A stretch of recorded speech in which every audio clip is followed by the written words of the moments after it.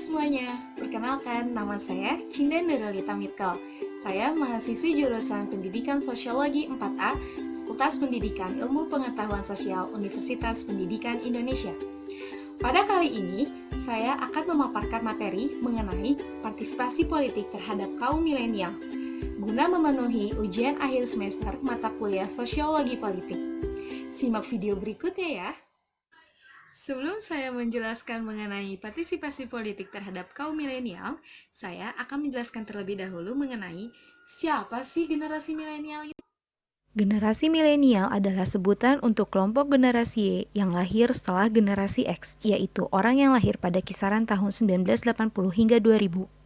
Generasi ini dianggap spesial karena memiliki perbedaan yang cukup tajam dengan generasi sebelumnya, apalagi kaum generasi milenial sudah sangat mahir dalam menggunakan teknologi. Berbicara politik tentunya sangat menarik. Bahkan, dimanapun kalian berada, tidak akan luput dari pembicaraan seperti ini.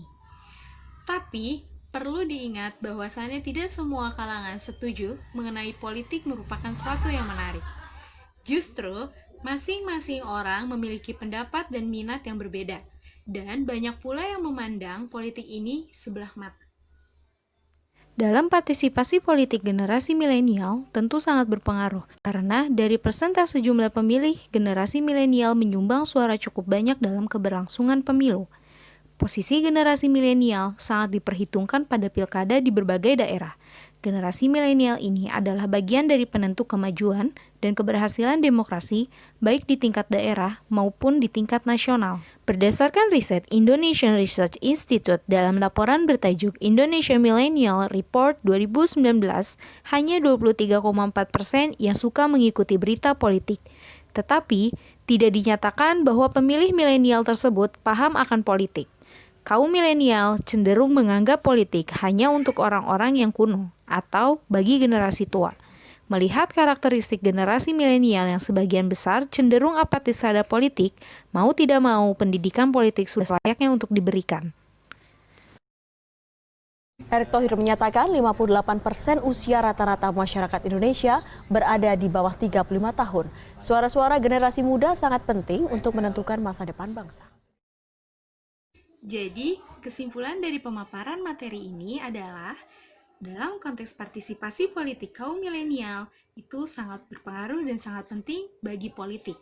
Karena jumlah milenial sendiri saat ini hampir menginjak 52% atau sekitar 1 atau 2 pemilih dari kita adalah generasi milenial. Dalam pemilihan apapun, baik itu pilpres, pemilu, partai politik, dan yang lain-lain itu menggunakan cara pendekatan terhadap generasi milenial. Karena dalam konteks politik milenial itu kompleks untuk didekati karena milenial sendiri merupakan generasi yang independen dan tidak mudah untuk dipengaruhi dengan janji-janji atau jargon-jargon politik. Sebagai golongan dengan jumlah suara yang signifikan, apa yang menjadi pilihan kaum muda dapat membawa kebaikan kepada kehidupan bernegara yang akomodatif tidak hanya terhadap kepentingan kaum muda saja, tetapi juga bagi bangsa Indonesia secara keseluruhan. Terima kasih telah menyaksikan video saya kali ini. Semoga video saya kali ini bermanfaat bagi orang banyak.